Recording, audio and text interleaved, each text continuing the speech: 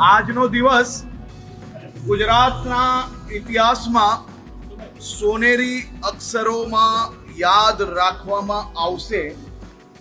આજે ગુજરાતના લોકપ્રિય મુખ્યમંત્રી આદરણીય શ્રી ભૂપેન્દ્રભાઈ પટેલ ગુજરાતની સૌ બહેન દીકરી માતાઓ માટે એક સમાન નિયમ યુસીસી એ ગુજરાત વિધાનસભા ગૃહમાં મૂકવા જઈ રહ્યા છે। 1947માં આપને આઝાદી મળી ગઈ, પરંતુ દેશભરમાં નિયમો સમાજ આધારિત રહ્યા, જ્ઞાતિ આધારિત રહ્યા, ધર્મ આધારિત રહ્યા। એનાથી સૌથી મોટું નુકસાન અગર કોઈને ગયું હોય તો દેશની દીકરીઓ, બહેનો અને માતાઓને ગયું છે। આજે ગુજરાતમાં મારી સૌ માતાઓ, બહેનો અને દીકરીઓ માટે એક સમાન નિયમો એ આવનારા દિવસોમાં આવી રહ્યા છે।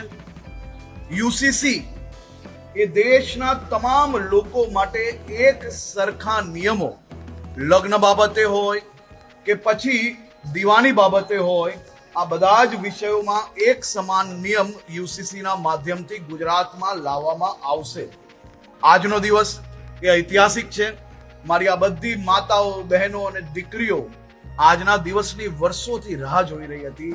એ દિવસ, આ ઘડી આ સૌ બહેનો માટે ખૂબ મોટું રક્ષણ પુરવાર થવાનું છે।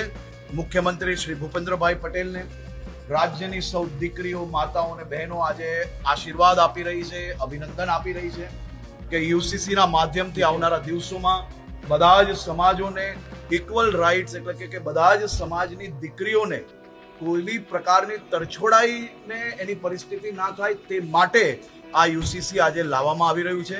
યુસીસી એ કોઈ એક ધર્મ માટે નથી, પરંતુ બધા જ ભારતીયો માટે એક સમાન છે। હું રાજ્યના મુખ્યમંત્રી શ્રીને, રાજ્યના સૌ નાગરિકો વતી ખૂબ ખૂબ અભિનંદન આપું છું કે આપ સાહેબે આ વિચારીને આદરણીય પ્રધાનમંત્રી શ્રીના જે વિચારો છે તેને ગુજરાતમાં, દેશમાં બીજા રાજ્ય તરીકે આપણે આજે યુસીસી લાવી રહ્યા છે।